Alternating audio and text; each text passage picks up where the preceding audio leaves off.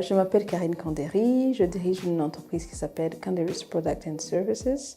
Nous sommes dans le secteur artistique et culturel et j'ai eu la chance de bénéficier des formations et d'une bourse de mobilité dans le cadre du projet PASSAC.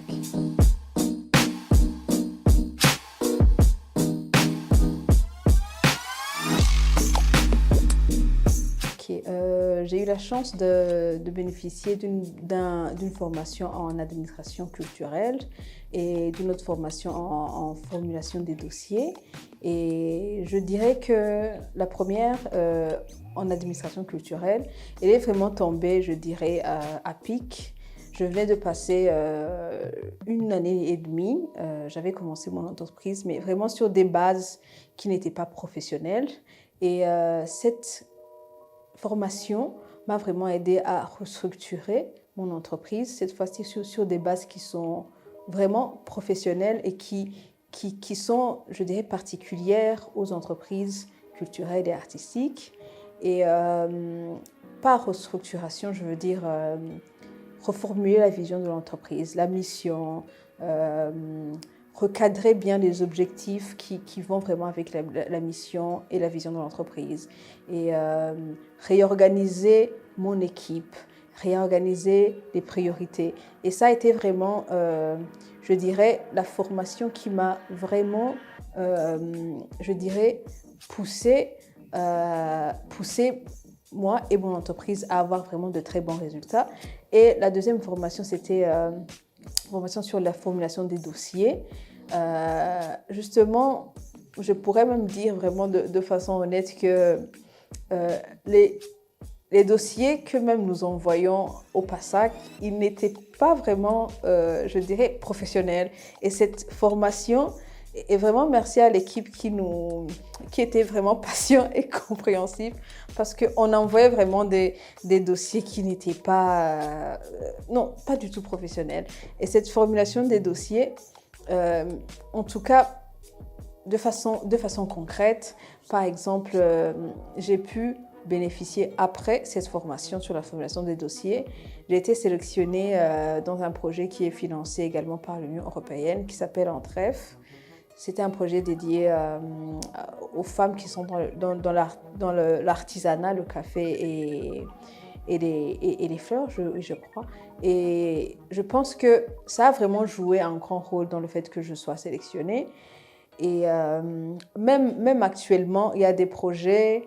Donc, je ne suis pas sélectionnée, je n'ai pas été sélectionnée au premier rang, mais j'arrive, je dirais, à la présélection. Voilà.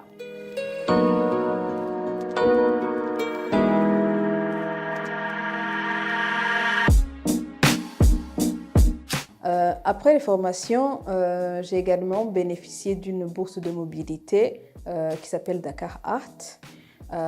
C'était une bourse qui était organisée à l'occasion de la Biennale d'art contemporain de Dakar.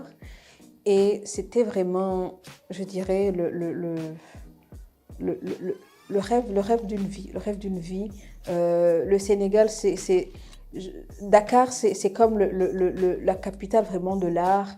Et pour la première fois de ma vie, j'ai été dans une ville où l'art est vraiment professionnalisé à un degré vraiment très élevé et où tu vois que les passionnés d'art, que ce soit des entrepreneurs culturels, que ce soit des artistes, qui vivent vraiment de leur art. Et je me suis inspirée. Leur histoire m'a inspirée. J'ai vu quand même que le Burundi, on est sur la bonne voie. Ils sont aussi venus de loin et on peut aussi y arriver. J'ai également eu l'occasion de rencontrer des entrepreneurs, qu'ils soient sénégalais ou d'autres cultures, parce que c'était une biennale vraiment, je dirais, internationale, où on a pu rencontrer quand même pas mal de nationalités. Et chacun de ces rencontres m'a aidé vraiment à voir que je suis sur la bonne voie. Et il y en a quand même pas mal d'entre eux, on est resté en contact. Je pense que même l'année prochaine, il y en a deux qui m'ont dit que je peux. Ce sont des personnes de contact qui sont vraiment sérieuses. Et je dis, à part ça, quand même l'équipe avec laquelle on était partis, ce sont des rencontres que j'ai faites qui m'ont aidé dans le travail quotidien que je fais.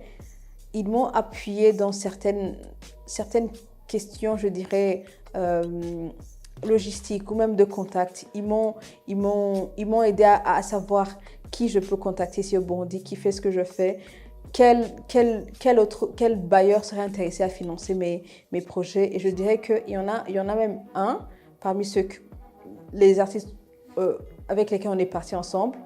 Il y en a un avec lequel on est en train de travailler sur un projet que vous verrez très prochainement.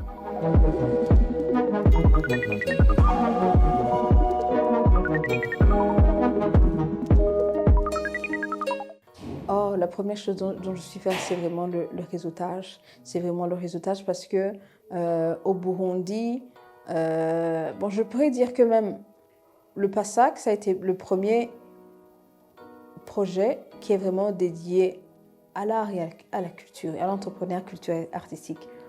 Chacun de nous, avant le projet, chacun de nous opérait, agissait dans son propre coin, et le projet vraiment nous a mis en contact. Et quand les gens du même secteur vont en contact, les défis sont échangés, les opportunités sont échangées, et tu te sens aussi moins seul. Tu te sens, tu vois les possibilités qu'il y a. Tu t'assois, vous partagez les solutions qui sont possibles. Et vraiment, je pourrais dire que j'ai mon entreprise et moi-même, on est devenus nouveaux et on est devenus meilleurs dans ce qu'on fait, vraiment grâce au réseautage que le projet a installé dans le secteur artistique et culturel.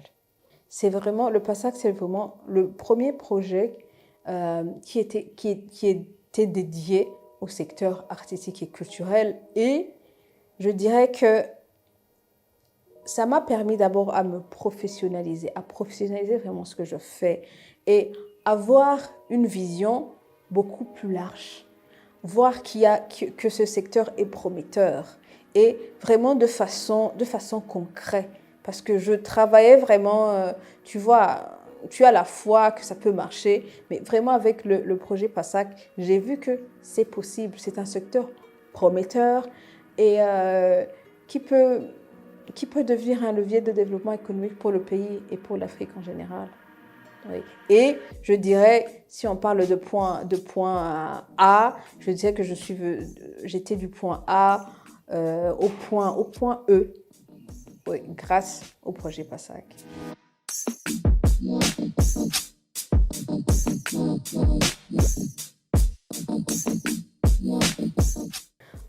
Mon entreprise est une entreprise de jeunes, premièrement de jeunes. Je travaille avec des jeunes artistes et artisans burundais.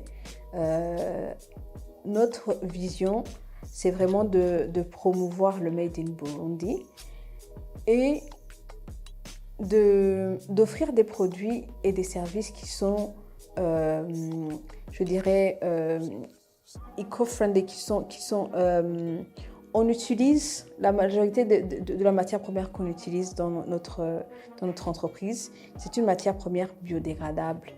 Ce sont des calebasses, c'est du bois, c'est du carton. On est très attaché à la protection de l'environnement dans ce qu'on fait. Et il y a ce côté, je dirais, artistique, il y a ce côté artisanal. Par exemple, on fait des toiles, on fait des jouets-jeux pour enfants, on fait des calebasses, on les transforme en abat-jour. Voilà. On fait quand même pas mal d'objets, de services, mais qui est vraiment dans le secteur artisanal et artistique. Et en prenant soin à ce que ce soit des produits qui sont éco-responsables.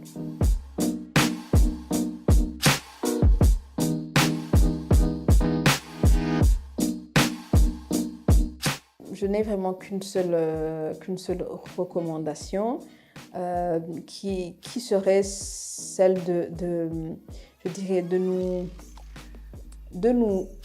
nous impliquer encore plus dans la réalisation des projets comme le PASAC, parce que des fois, donc, ce qui est courant ici au Burundi, c'est que les jeunes croient que un projet, il vient et c'est là pour soit nous remplir les poches ou bien, mais non, c'est nous qui faisons avancer le projet. Nous devons faire des efforts, nous devons nous sentir vraiment impliqués. Et c'est comme ça que ça va donner des résultats. Et donc, si le projet PASAC a la chance d'avoir une nouvelle phase, eh bien, appelez-nous, on est là, on aurait des idées à vous partager par rapport à l'expérience qu'on a déjà eue et qui est une expérience assez fructueuse. Et voilà.